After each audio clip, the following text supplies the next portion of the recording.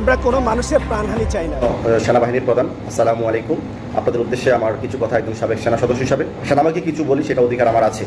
তো মাননীয় সেনাবাহিনীর প্রধান, এই পর্যন্ত কত মানুষকে তারা গুলি করে হত্যা করেছে, বিজিবি করেছে, পুলিশ করেছে, এবং শুনতেছি আর্মিও নাকি হেলিকপ্টার থেকে গুলি করেছে। সেনাবাহিনীকে অন্তত জাতির সামনে ক্ষমা চাওয়া উচিত। আগে এই দেশ শাসন করার একটা সুযোগ। দর্শক, এমাত্র খবর। দর্শক, এবার সেনাপ্রধান কঠিনভাবে হুঙ্কার দিয়েছে। দর্শক, সেনাপ্রধানের বক্তব্যটি শুনলে আপনি বুঝতে পারবেন সেনাপ্রধানের প্রত্যেকটা বক্তব্য খুবই গুরুত্বপূর্ণ। তাই বলছি, সম্পূর্ণ ভিডিওটিকেও স্কিপ করবেন না, এবং এমন নিউজ ল্যাব যারা দেখতে ভালোবাসেন দ্রুত চ্যানেলটি সাবস্ক্রাইব করে আমাদের পাশে থাকবেন। দর্শক শ্রোতা, তার কথা না বাড়িয়ে চলুন বিস্তারিত দেখে আসি। প্রিয় বাংলাদেশ সেনাবাহিনী এবং মাননীয় সেনাবাহিনীর প্রধান, আসসালামু আলাইকুম। আপনাদের উদ্দেশ্যে আমার কিছু কথা একজন সাবেক সেনা সদস্য হিসাবে। আপনারা কম বেশ অবশ্যই আমার কথাগুলো আপনারা শুনেন, জানেন, হয়তো চিনেন। তো সেই পরিপ্রেক্ষিতে আজ বাংলাদেশের পরিস্থিতি নিয়ে কিছু কথা না বললেই নয়।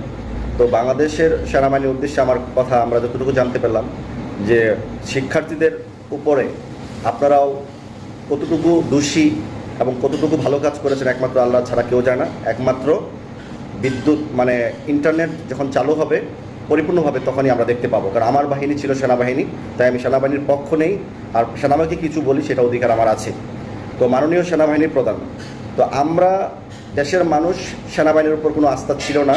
আমি আগেও বলেছি, এখনও বলছি, এখনই একটা সুযোগ বাংলাদেশ সেনাবাহিনীকে জনগণের সামনে প্রতিষ্ঠিত করা ও উন্মোচন করা এবং তাদের সামনে আসা জনগণের দুঃখ কষ্টগুলো। আপনারা জানেন বর্তমান 18 কোটি মানুষের বর্তমান সরকারের দলীয় লোক ছাড়া জনগণের কোনো মা বাপ নাই এই দেশে।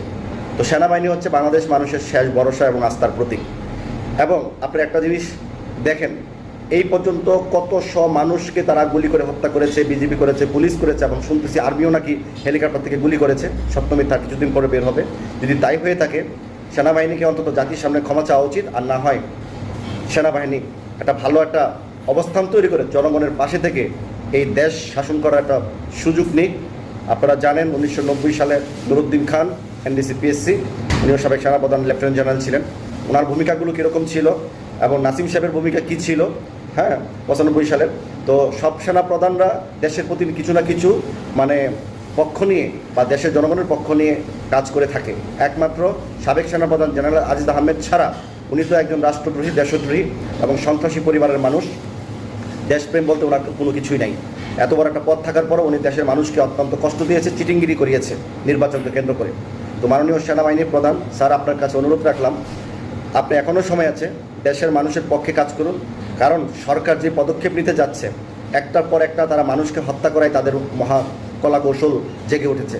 কালকে একটি সংবাদ সম্মেলনে দেখলাম আইনমন্ত্রী এবং তথ্যমন্ত্রী এবং শিক্ষামন্ত্রী যে ধরনের কথা ওনারা বলছে যে এই ছাত্রছাত্রী, নিহত ছাত্রছাত্রীরা পাশে কারা কারা মারা গেছে, কোন কোন দলের লোক মারা গেছে, এইগুলো হিসাব করতেছে। এবং এইগুলো তো ছাত্রছাত্রী হতে পারে না, অন্য লোক ঢুকছে। এই কতগুলো লোক মারা গেছে, পুলিশ কতজন মারা গেছে, এবং অন্য অন্য দলের লোকেরা উস্কানি দিচ্ছে কিনা, উস্কানি জামাত বিএনপি উস্কানি দিয়েছে, এই ধরনের একটা মন্তব্য করে একটা দেশটাকে আর একটা অরাজকতা এবং আপনাকে একটা উচ্ছৃঙ্খলের দিকে নিয়ে যাচ্ছে। এত মানুষ তারা গুলি করে হত্যা করেছে, কোনো হসপিটালে জায়গা নেই, বিভিন্ন লাশ বিভিন্ন জায়গায় বেশি উঠতেছে এবং দুর্গন্ধ আসতেছে, মানুষের এগুলো আমাদেরকে জানাচ্ছে। এবং এত পরিমাণ লাশ তারা নিয়েছে, এই জন্য ইন্টারনেট তারা হয়তো বন্ধ করে দিয়েছে যাতে লাশগুলো পচে যায়, লাশগুলো নষ্ট হয়ে যায়। তো সেইগুলো যেন কোনো আলামত সৃষ্টি না পায়, এই জন্য একজন বেওয়ারিশ লাশ হিসেবে পরিচিত পায়, এই জন্য হয়তো ইন্টারনেট দিচ্ছে না। তা না হলে বাংলাদেশে যখন কোনো দুর্ঘটনা ঘটায়, হেফাজত ইসলামের সময় কারেন্ট ছিল না, বিদ্যুৎ ছিল না, ইন্টারনেট ছিল না, তো এবারেও তারা কারেন্ট বিদ্যুৎ নিয়ে গেছে। তার মানে একই সুতা গাঁথা দুইটি হত্যাকাণ্ড। আর বিডিআর হত্যাকাণ্ড ছিল দিনের বেলা, সূত্র একটাই, এটা আকস্মিকভাবে তারা প্ল্যানিংভাবে করেছে, যেটা জনগণ বুঝতে পারে নাই। তো 13 সালে হেফাজত ইসলামের হত্যা এবং 2024 সালে ছাত্রছাত্রীদেরকে পরিকল্পিতভাবে হত্যা, এটা একই সুতার গাথা। তো মাননীয় সেনাবাহিনীর প্রধান স্যার, আপনার কাছে একটি কথা বলতে চাই, নেটওয়ার্ক ঠিক হবে, বাংলাদেশও ঠিক হবে, কিন্তু শিক্ষার্থীদের, কোমলমতি শিক্ষার্থীদেরকে যে গুলি করে হত্যা করা হয়েছে, সেই বাবা মায়ের বুক কিন্তু কখনোই পূর্ণ হবে না।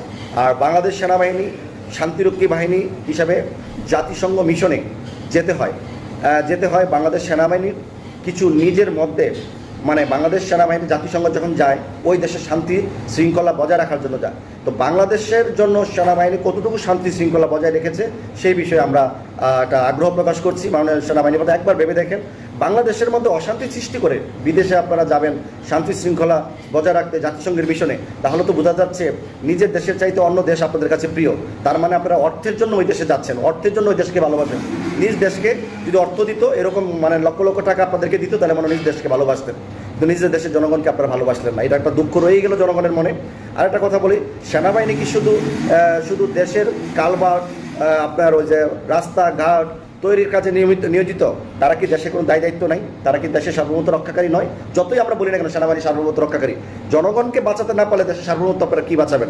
এভাবে যদি ছাত্রছাত্রীকে নিজের দেশের নাগরিককে হত্যা করেন, বহির্বিশ্ব কিন্তু এটা আন্তর্জাতিক চাপে পড়তে হবে। আর বহির্বিশ্ব কিন্তু অনেক জায়গায় দেখেছি রাষ্ট্রপ্রধানদের ফাঁসি হয় আন্তর্জাতিক আদালতে, সেনাবাহিনীর লোকের ফাঁসি হয়, বড় বড় মানে ব্যক্তিদের ফাঁসি হয় আন্তর্জাতিক আদালত বলতে একটা কথা আছে।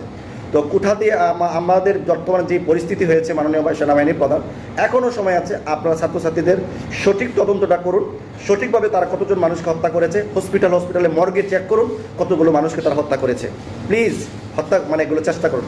সেনাবাহিনীকে অন্তত পুলিশের মতো একটা নিশৃঙ্খল মানে উচ্ছৃঙ্খল বাহিনী হিসেবে জনগণের সামনে প্রকাশ করবেন না। কারণ সেনাবাহিনীতে আমি চাকরি করেছি যতদিনই, সেই দলটাকে আমি দেশটাকে ভালোবাসি, সেই বাহিনীটাকে ভালোবাসি। তাই কুঠা আন্দোলনকারীদের পক্ষে আপনারা থাকুন। এখন যতই আন্দোলন সংগ্রাম তারা মেনে নেক না কেন, কথা কিন্তু একটাই, কুঠা দিয়ে করব কি, আমার ভাই কি ফিরবে কি, আমার ভাই ফিরবে কি, কুঠা তোর কুঠা তুই নে, শহীদ ভাই বোনদের ফিরিয়ে দে। এই যে কথাগুলো, এই কথাগুলো তারা কিন্তু কুঠা আন্দোলন করেছে, তাদের যৌক্তিক আন্দোলন ছিল পার্সেন্টেজ যেন কমানো হয়, কিন্তু যখনই পার্সেন্টেজ সরকার কমাইছে। দর্শক, আশা করি আপনারা সম্পূর্ণ ভিডিওটি না টেনে দেখেছেন এবং এই ভিডিওটি থেকে আশা করি আপনারা অনেক কিছু বুঝতে পেরেছেন। এই ভিডিওটি থেকে আপনাদের যদি কোনো মতামত থেকে তাহলে আপনাদের মূল্যবান মতামতটি অবশ্যই কমেন্ট বক্সে জানিয়ে দেবেন। আজকের ভিডিওটি পর্যন্তই, দেখা হবে আবার কোনো পরবর্তী ভিডিওতে। সে পর্যন্ত ভালো থাকুন, সুস্থ থাকুন, আল্লাহ হাফেজ।